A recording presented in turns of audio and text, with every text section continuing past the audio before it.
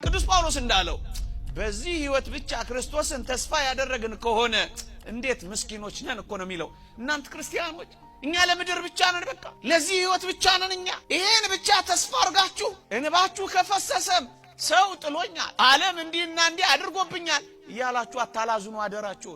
ጌታ ሆይ አንተ ከኔ ፊትህን ለምን ትሰውራለህ እያላችሁ ብቻ አልቅሱ። እግዚአብሔር ፊቱን ከናንተ ካደረገ እመኑኝ ፍጻሜያችሁ ያምራል። እግዚአብሔር እንደማይሰራብን ለምን ታደርጉታላችሁ? እግዚአብሔር እንደዚህ ነው የሚሰራው። በተናቀው በመናም ዓለምን ያስደነቀው ንግግር አዋቂ በሆኑት በሶፊስቶች ይመስላችኋል? አይደለም። እግዚአብሔር ዓለምን ያስደነቀው ኮልታፎችና ንግግር በማያውቁ ሐዋርያት እኮ ነው። ለምንድን ነው ራስን የምትንቀው? ዛሬ ዛሬ ነው በቃ። ነገ ደግሞ ህይወት ሌላ ናት። ከልጅ ማሳደግ በላይ ከትዳር በላይ እመኑኝ ለየትኛውም ዘመን የተጣልን ብንሆን እግዚአብሔር ከኛ ጋር ከሆነ የምናበራበት ቀን ይመጣል። ከምድር ሥራ በላይ አምልኮተ እግዚአብሔር ነው ዓላማችን። እግዚአብሔርን ደስ እያሰኙ መኖር ነው ስራችን።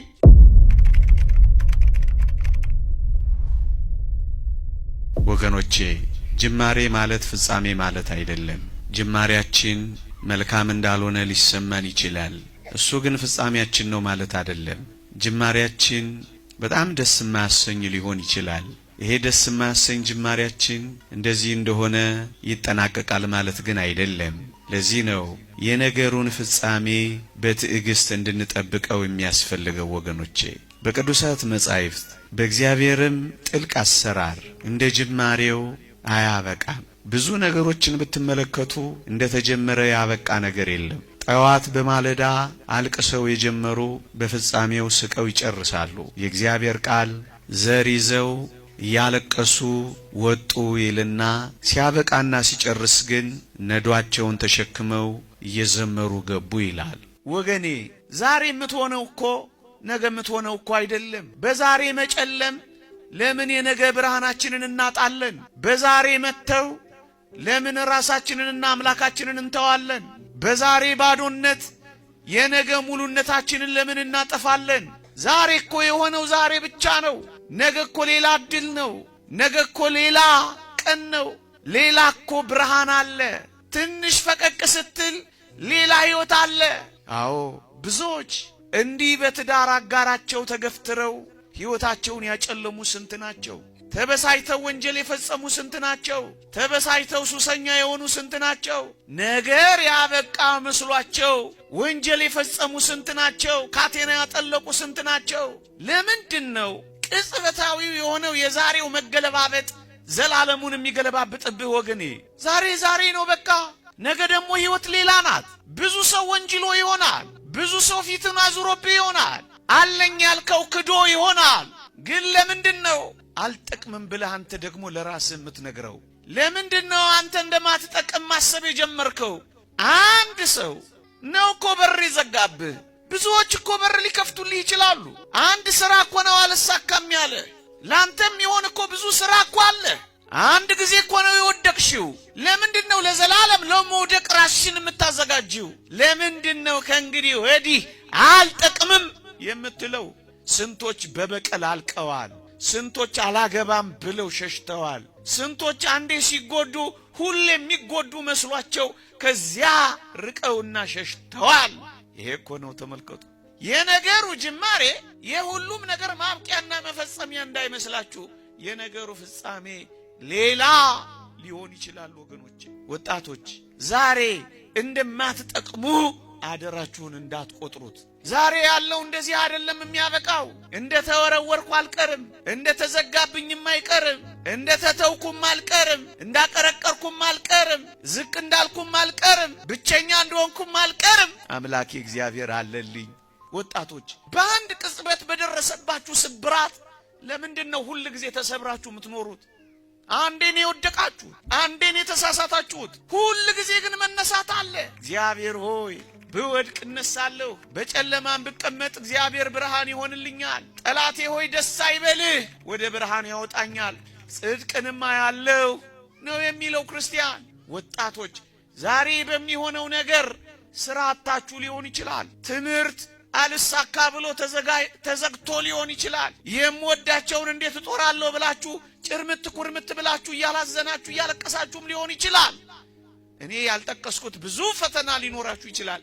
ይሄ ማለት ግን የነገ ህይወታችሁ ነው ማለት ግን አይደለም። ይሄ ማለት ግን ለዘላለም የተቆረጠላችሁ ህይወት ነው ማለት ግን አይደለም። በዚህ ቅጽበት ይልቅ ወደ እግዚአብሔር ጸጋ ይልቅ ወደ እግዚአብሔር ምስጢር ነው እንጂ መድረስ ያለባችሁ ልሙት በቃ ለምን ትላላችሁ? ገና በልጅነታችሁ በጀመረው ነገር የበስተርጅና ዘመናችሁንም ለምን ታበላሻላችሁ? የነገር ፍጻሜ ሌላ ሊሆን ይችላል። ደግሞም ይሆናል ከእግዚአብሔር ጋር ከሆነ ቢያንስ በሕይወታችሁ እግዚአብሔር ያደረገላችሁን ካሰባችሁ ነጋችሁ ብሩህ እንደሚሆን ታምናላችሁ። ምክንያቱም እግዚአብሔር ከኔ ጋር ነው ትላላችሁ። አብሮኝ ይወጣል፣ አብሮኝ ይገባል፣ እኔ ካንተ ጋር እሄዳለሁ አሳርፍህም አለሁ ብሎኛል ትላላችሁ። ምእመናን የሕይወታችሁ ቁጥር አንድ ዓላማ ምንድነው? ወገኖቼ የምድራችን ህልም ምንድነው? እዚህ የመኖራችን ዋና ዓላማ እኮ እግዚአብሔርን ደስ ማሰኘትና ማክበር እኮ ነው። ሌላ ምን ህልም አለ? ሌላ ምን ዓላማ አለ? ሌላ ምን ጉዞ አለ? ቅድሚያ የምትሰጡት ምንድነው? ወገኖቼ የሕይወታችሁ ቅድሚያውን የሚወስደው ልዑል እግዚአብሔር ነው። በልባችሁ የተከላችሁት መስቀሉ ነው። ከእግዚአብሔር ጋር መኖር ነው። ዓላማችሁ ምንድነው? ክርስቲያኖች የዚህ ዓለም የመኖራችን ዓላማ እኮ እግዚአብሔር ነው። ሌላ ምን ዓላማ አለን? ከልጅ ማሳደግ በላይ፣ ከትዳር በላይ፣ ከምድር ሥራ በላይ አምልኮተ እግዚአብሔር ነው ዓላማችን። እግዚአብሔርን ደስ እያሰኙ መኖር ነው ሥራችን። እስከ መቼ ድረስ ነው እግዚአብሔርን የምትፈልጉት? በልጅነትም በስተርጅናም በድህነትም በባለጠግነትም በረኝነትም በንግስናም በማግኘትም በማጣትም እግዚአብሔርን በመከራም በደስታም አምላኬ ነው ትላላችሁ። ዛሬ በሆነው ነገር አትበሳጭ። ዛሬ በሆነው ነገር አትድከም። ዛሬ በሚፈጠሩት ነገሮች እንደማንጠቅም አንቁጠር። እግዚአብሔር ከኛ ጋር ከሆነ ብዙ ተአምራትን ለመስራት ጊዜ አለን። ዛሬ የሆነው ለዛሬ ብቻ ስጠው በቃ። ይልቅ እንጠንክር። ይልቅ ለነገ ፍጻሜውን ገስግስ። ይልቅ እንዴት እንደምናልፈው፣ ይልቅ እንዴት እንደምንፈታው፣ ይልቅ እንዴት እንደምንሻገረው፣ ይልቅ ለነገ እንዴት እንደምንሰራ እየተዘጋጃችሁ ቆዩ። እመኑኝ ለየትኛውም ዘመን የተጣልን ብንሆን እግዚአብሔር ከኛ ጋር ከሆነ የምናበራበት ቀን ይመጣል። ዛሬ በስነ ምግባር ደካማ ሆነን ሊሆን ይችላል። ከእግዚአብሔር ጋር እንሁን፣ በጸሎት እንበርታ፣ በጾም እንታገል፣ ከልዑል እግዚአብሔር ጋር እንጣበቅ። ጠባ ለኪዳን መሸለ ቁርባን ሳንታክት እንገስግስ። ሁሌ ለወንጌል ለእግዚአብሔር ቃል ማዕድ ጊዜ ከሰጠን እመኑኝ ማሸብረቃችን፣ እመኑኝ አንድ ቀን ማብራታችን፣ እመኑኝ አንድ ቀን ማስደነቃችን አይቀርም። እግዚአብሔር እንደማይሰራብን ለምን ታደርጉታላችሁ? እግዚአብሔር እንደዚህ ነው የሚሰራው። በተናቀው በምናም ዓለምን ያስደነቀው ንግግር አዋቂ በሆኑት በሶፊስቶች ይመስላችኋል? አይደለም። እግዚአብሔር ዓለምን ያስደነቀው ኮልታፎችና ንግግር በማያውቁ ሐዋርያት እኮ ነው። ለምንድን ነው ራስን የምትንቀው? ይልቁንም በጣም በታናናሾች አድሮ ነው ታላላቅ ሥራ እግዚአብሔር የሚሰራው።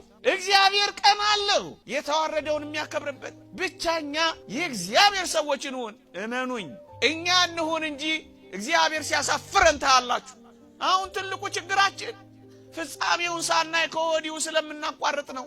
የሁሉንም ፍጻሜ ተመልከቷቸው። በአማረ ሁኔታ ፈጽመዋል፣ በአስደናቂ ሁኔታ ጨርሰዋል። እንባችሁም አይፍሰስ፣ ከፈሰሰም ለኃጢአትና ለንስሐ ብቻ ይሁን። እንባችሁ ከፈሰሰም ሰው ጥሎኛል፣ ዓለም እንዲህና እንዲህ አድርጎብኛል እያላችሁ አታላዝኑ አደራችሁን።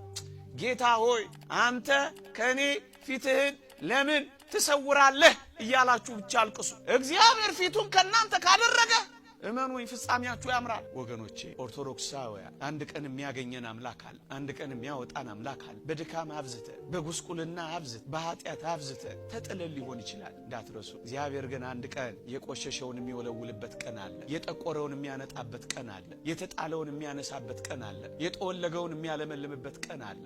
የደከመውን የሚያበረታበት ቀን አለ። የተቀበረውን የሚያነሳበትና የሚያወጣበት ቀን አለ። እሱን ቀን ብቻ በተስፋ መጠበቅ። የእግዚአብሔርን የተስፋ ቀን ሳትጠብቁ አደራችሁን የራሳችሁን የተስፋ ቀን አታጨልሙ። አንተ እግዚአብሔር ምን ሊሰራብህ እንደሆነ ምን ታውቃለህ? ራስህን ለጽድቅ ደግሞም ለቅድስና አዘጋጅ እንጂ እግዚአብሔር ብዙ ሥራ እንዲሰራብን ያዘጋጀን እንደሆነ ምን እናውቃለን? ክርስቲያኖች እኛ ልዩ ለመሆን ነው የተፈጠርነው። ክርስቲያን የሚሆን ነው በጣም ልዩ።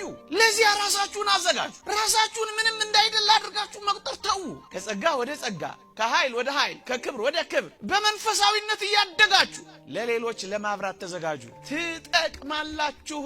ዘር ስትዘራ መሬቱ ስትገባ ብርሃን የለ ውሃ የለ፣ ግንስ እንዴት ጠቃሚ ሆና ብዙዎችን እንደምታስጠልል ተመልከቱ። ነገ ብዙዎችን ታስጠልሉ እንደሆነ ምን ታውቃላችሁ? ነገ ብዙዎችን ታሳርፉ እንደሆነ ምን ታውቃላችሁ? ነገ የብዙዎች እናት፣ የቅዱሳን እናት፣ የጳጳሳት እናት መሆናችሁን ምን ታውቃላችሁ? በዚህ ምድር ላይ ወገኖቼ፣ እኔ አሁን ስለ ምድር ሕይወት አይደለም ማወራላችሁ። በምድር እንኳን ደስ የማያሰኝ ሕይወት ብታሳልፉ ግን እንዳትረሱ ክርስቲያኖች ስለሆናችሁ የአልዓዛር ቀን በሰማይ መምጣቱ አይቀርም። ለምንድን ነው በዚህች ምድር ብቻ ተስፋ የምትቆጥጡት? ምስኪኖች የምትሆኑት? ዛሬ የሚያይ ጠፍቶ ይሆናል። እመነኝ፣ ከቅዱሳን ኅብረት ስትገባ፣ ከእግዚአብሔር እቅፍ ውስጥ ስትገባ በሰማይ ዓለም ሁሉ የሚፈልግ ትሆናለህ። ቅዱስ ጳውሎስ እንዳለው በዚህ ሕይወት ብቻ ክርስቶስን ተስፋ ያደረግን ከሆነ እንዴት ምስኪኖች ነን እኮ ነው የሚለው። እናንተ ክርስቲያኖች እኛ ለምድር ብቻ ነን፣ በቃ ለዚህ ሕይወት ብቻ ነን። እኛ ይሄን ብቻ ተስፋ አድርጋችሁ ከቆረጣችሁ፣ ተስፋችሁን ከቆረጣችሁ በዚህ ምድር የሰማዩን ምን ልታደርጉት ነው? ማብቂያችን ፍጻሜው ያለው በሰማይ። ክርስትና ይሄ ነው። ሌላ ስለ ምድር ምን እናወራላችኋለን? በሊዝ ቦታ እንሰጣችሁ እኛም የለን፣ እንዲያና እንዲያ ብለን የምንቆርጥላችሁ ቼክ የለንም፣ የምናስገባላችሁ ብር የለንም። ግን አደራችሁን ልባችሁ በዚህ ተስፋ ይሙላ። አንድ ቀን እጠቅማለሁ ብላችሁ ነገን ጠብቁ። ብርሃኑ ሲወጣ ምን እንደሚሆን አታውቁ እንዴ? ደመናው የሰሞኑ ደመና ሲገፍ ብርሃን እንደወጣ አላያችሁ? ደመናው መግፈፉ አይቀርም፣ እንደዚሁ አይቀጥልም። እግዚአብሔር የሚቀይርበት የራሱ የፍርድ ጊዜ አለው። አሁን በእኔና በእናንተ ልብ ውስጥ በየዋህነት ሊተከል የሚገባው የክርስቶስ ፍቅርና የሕማሙ መስቀል ግን በብዙ አዋራና በብዙ ቆሻሻ ተደፍኖ እንዳይሆን ግን ያስፈራል። እሰይ የተገኘውን መስቀል አክብረናል። ያልተገኘ መስቀል ግን በእያንዳንዳችን ልብ ውስጥ ተቀብሯል። አሁን እሱን መስቀል ትፈልጋላችሁ? አትፈልጉ። ያልተገኘ መስቀል ግን አለን። እሱም በልባችን ውስጥ ያለው መስቀል እንደተቀበረ ቀርቷል። ይሄ መስቀል ዝሙት ደፍኖት ይሆናል፣ ሐሜት ጥሎት ይሆናል፣ ዘረኝነት ቀብሮት ይሆናል። ምን ያልቀበረው ቆሻሻ አለ? ወዳጆቼ በልባችን ውስጥ የሚተከለውን መስቀል ከቆሻሻው ራገፍ ራገፍ ራገፍ ማድረግ እስኪንጀምር በዚህ ዓመት አውጡት። የክርስቶስን ፍቅር በሕይወታችሁ ግለጡት። እናንተ እንደ መስታወት እግዚአብሔርን እያብለጨለጫችሁ የምታታዩ መስቀሎች ሁኑ። እስኪ ራሳችሁ መልእክቱን ጭምር በሞቴ በአንገታችሁ እንዳንጠለጠላችሁት በልባችሁ አንጠልጥላችሁ ትኖራላችሁ። ተገኘ እያልን መጥፋት ምንድን ነው? አንዳንዴ ሴሬሞኒ ብቻ ነው የሚሆነው። ተገኘ እያልን እየዘመርን እኛ መጥፋት እንዴት ያሳዝናል! ደመራ እየለኮስን እኛ መቃጠል በኃጢአት እንዴት ያሳፍራል! ኦ መስቀሉ እያልን እየዘመር እኛ እያቆምን እኛ መውደቅ፣ እየደመርን እኛ መበተን እንዴት ግርምብጥ ነው! እንዴት ግራም ይገባ ነው! ይሄ እኮ ነው የሚያሳዝነው። በዓላችን በዓል ሆኖ እንዴት አድርጎ መሳከሪያችን ይሆናል? አያችሁ፣ መስቀል ስር እንጠፋለን፣ መስቀል ስር እንቃጠላለን፣ ደመራው ስር እንነዳለን፣ ተገኘ እያልን እንጠፋለን። ይሄ ነው አሁን አሳፋሪና አስጨናቂ የሆነው። ኦርቶዶክሳውያን እንጨክን። መስቀሉ ተገኘ እንዳል አሁን እኛ እግዚአብሔር ይፈልገናል። በንስሐ እንገኝ፣ ወደ ሕይወት እንምጣ። የነገር ፍጻሜ ከመጀመሪያው ይሻላል። አሜን።